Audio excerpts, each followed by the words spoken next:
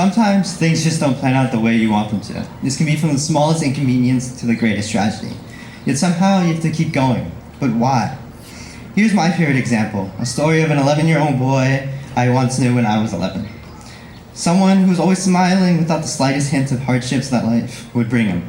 To him, he had everything. A loving family, a fast group of friends, and weekends filled with hours playing on an Xbox while lounging on the couch. He was playing basketball with his dad all the time. Hours and hours on end from morning till night. It was perfect, but it wouldn't last long.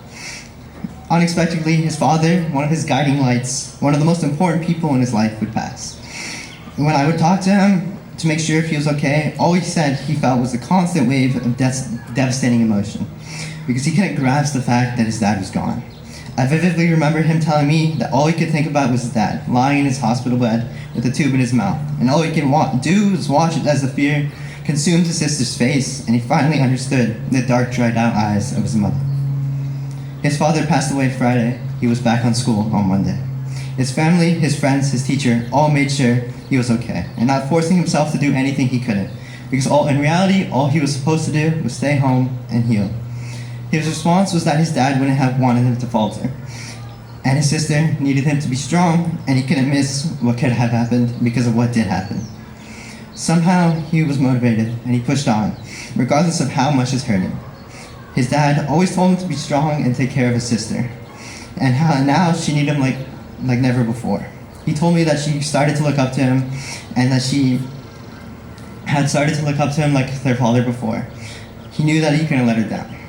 The kid saw excellence and had to succeed in everything he could because he wanted to show his sister how to bounce back from it all, even if all he wanted to do was sit in his room and cry.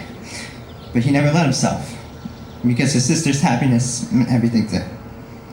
Now, 6.5 years later, I stand here. And considering where my sister is at now, I think I did a pretty solid job. If I'm going to be honest with you, those first couple of years were really hard. I couldn't wrap my head about the question of why me? There were 7 billion other people in the world, yet it happened to happen to me.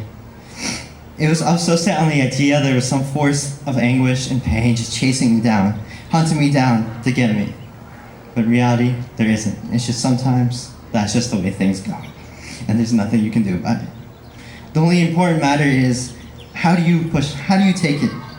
How does it push you into tomorrow? What lessons do you take with you? And because you can't go back and undo it. It's permanent, you can't change it. And you just have to live with it. And well, my story might be different than everyone else's, but it doesn't diminish any challenges we've each individually faced. Because at the end of the day, just remember that life doesn't come at you, it comes with you. Thank you.